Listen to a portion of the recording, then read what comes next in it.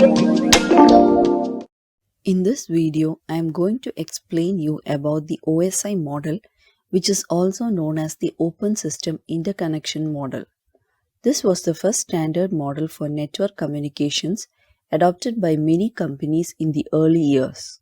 The modern internet is not based on the OSI model, but the simpler TCP/IP model. So, what is the OSI model? OSI stands for Open Systems Interconnection, which was developed in the year 1984 by ISO, International Organization of Standardization. It is a 7-layer architecture that a computer system uses to communicate over a network. Consider two computers or laptops in an office, and the laptop 1 is sending a data to laptop 2. Here, in this process, the data will transfer from a different layer, and this can be explained by the OSI model. Each layer has a specific functions to perform.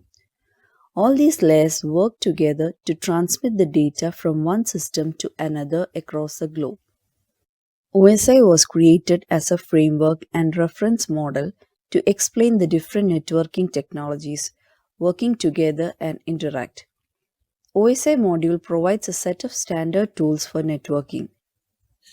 All the layers work together in the correct order to move data around a network.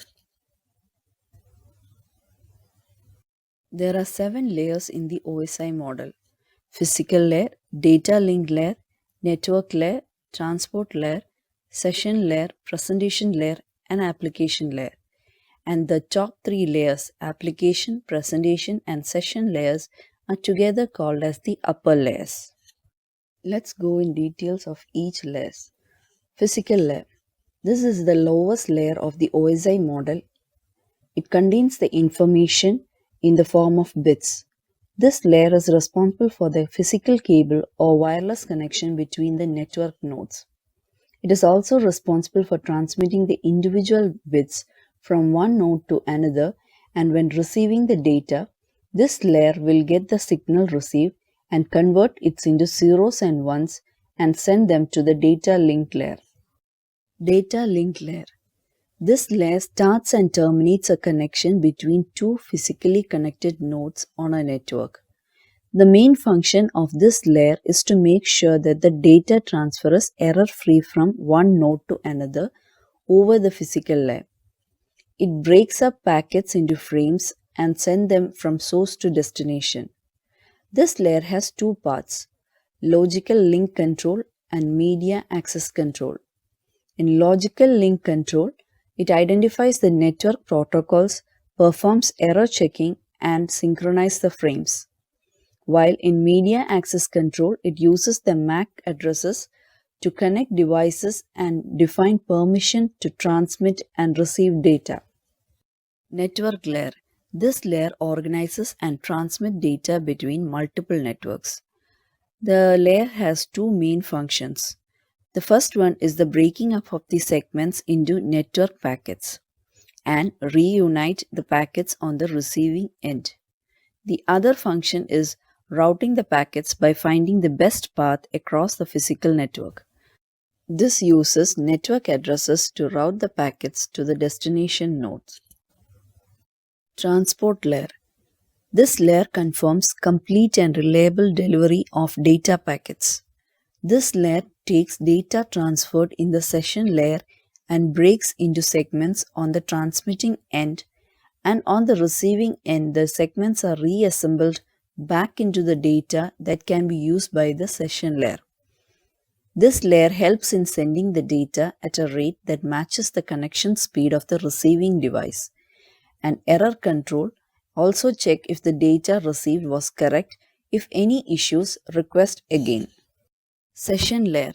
This layer allows users on different machines to establish sessions between them.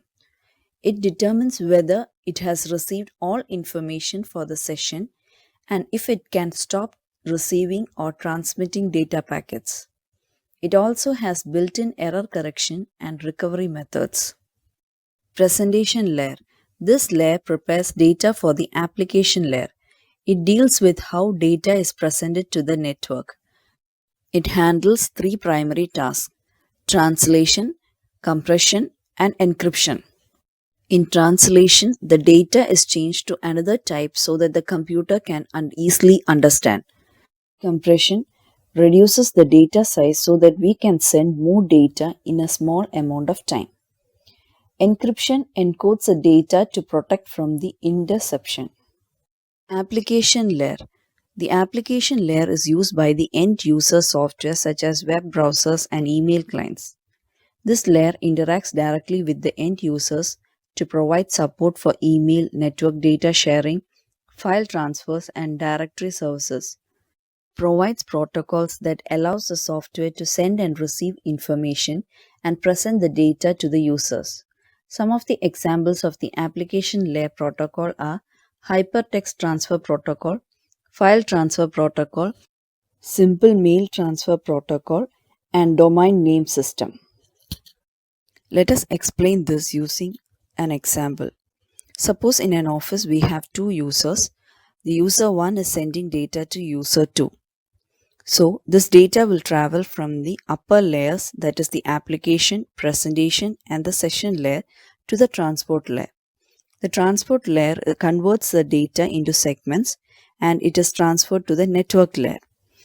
The network layer will convert these segments into packets and send it to the data link layer. The data link layer is going to convert these packets into frames and forward them into the physical layer. Now the physical layer is going to convert these frames into binary bits, as we know that the computer understands only binary bits. Once the frames are converted into binary bits, it is going forward to the different physical layers on the receiver side.